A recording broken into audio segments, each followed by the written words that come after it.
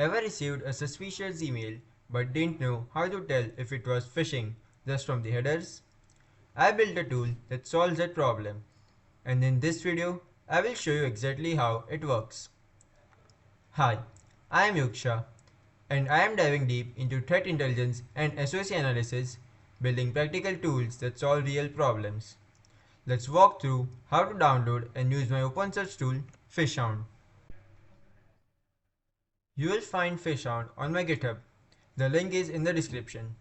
The README explains everything, but here's a quick run through. Just clone the setup. Now, once you have cloned the repo, move into the folder PhishHound and also install the requirements. It installs everything needed, mostly standard Python libraries for YAML parsing, text processing, and terminal formatting. Once that's done, you can start using the tool right away. I have included a couple of sample email headers inside the sample headers folder, so you can try it out even if you don't have a real phishing email handy. Let's run the tool on one of the samples. Type the command python3 main2.py and then type the file path, that is sample underscore headers slash badmail2.eml.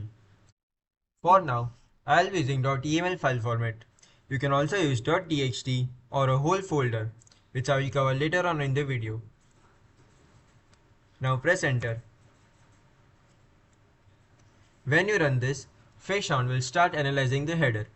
First, it will check whether SPF, DKIM, and DMARC have passed or failed. These are basic authentication mechanisms used to validate if the email really came from the sender it claims to be from. Next, it goes through the received path. There's a list of servers the email passed through. If there's anything odd, like an unexpected server or geographic mismatch, it will flag that. After that, it applies custom detection rules that I wrote in a YAML file. For example, if the reply to path is mismatched, or it doesn't match to the from path, or if the sender's IP is known to be risky, it will throw a warning. At the end, it gives a clear verdict: high, low, or medium.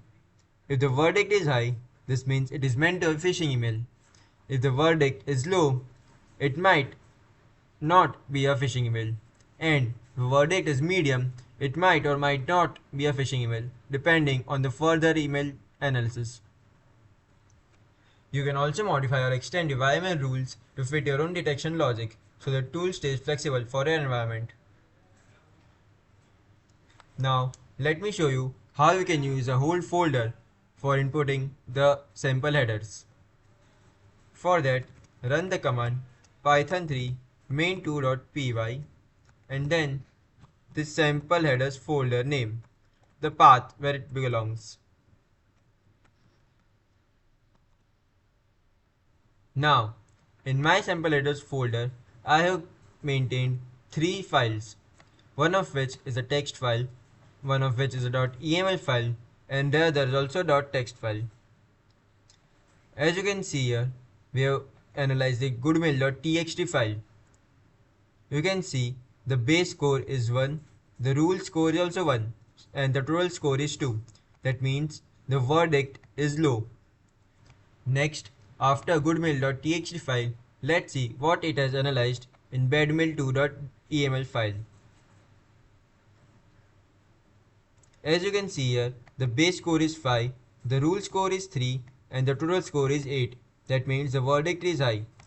This email is intended to be a phishing email. And you can also see the reasons it is given below. DMARC missing or failed, or written pattern from mismatch. As you can see, the from value is no reply at dropbox.com and the reply to value is attacker@gmail.com. So it is a clear mismatch and we will give it a score. Next, let's see what it analyzed in badmail.txt file. The base score is 11, the rule score is 5 and the total score is 16 and the verdict is high. And the reasons are as follows. SPF failed, DKIM failed, DMARC missing or failed. As you can see, the DMARC value is none here, so it gave missing or failed reason. And for SPF and DKIM, the value is failed, so it just gave failed. The from and reply to mismatch. The from value here is no reply at dropbox.com and reply to is verify at secureverifyonline.xyz. That's a clear mismatch. To know more about the tool, you can type the command python3 main2.py --manual. What manual will do is give the list of flags you can give. For example, after writing the file path, you can give the flag explain, show reasoning for each score detection. So what it will do is show reasoning for each and every score which it is given. You can also export the report to JSON and .txt file formats.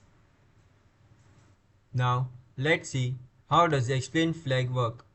For that, run the command python3 main2.py, the file path that is sample_headers / badmail.txt in the flag explain.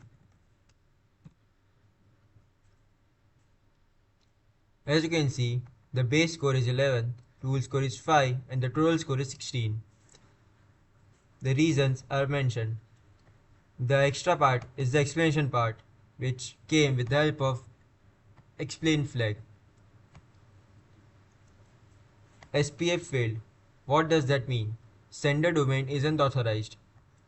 DKIM failed, a signature mismatch. Return path mismatch, potential spoof. Rule matched. DMARC policy is none of failed phishing risk. So what this rule says is DMARC policy is none of failed, that means it is a phishing risk. Now I have made it open source, so you can also use it in your projects and also change the rules depending on your needs. For example, let's see what are the rules here.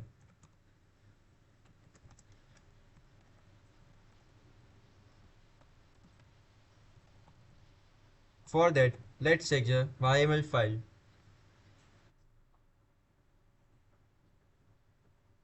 Now I have made a rule here known as phishing suspicious URL pattern.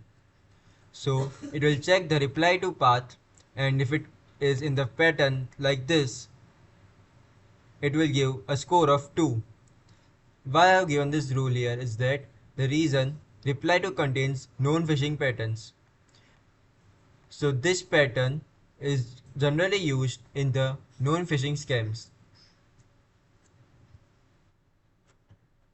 Now we will see how the export flag works.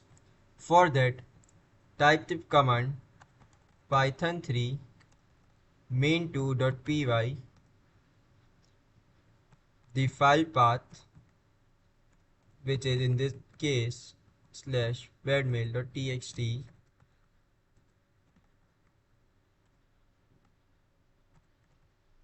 and add the flag export either in JSON or TXT. For now we will use TXT. Now as usual, it will analyze the headers, give a verdict, in this case which is high, and export it to the reports folder. Let's check the report folder now. The report folder will be saved as the name of the file, the date, and the time when it was created. For now, let's check what we created. Badmail 2 underscore 2025 0727 underscore 220158.txt. It just saved the analysis. If this tool helped you or gave you ideas, it's all on GitHub. Feel free to fork it, contribute, or use it in your own projects, and don't forget to tag me on the same. I am posting more Blue Team tools and threat intel content this month, so hit subscribe and follow along.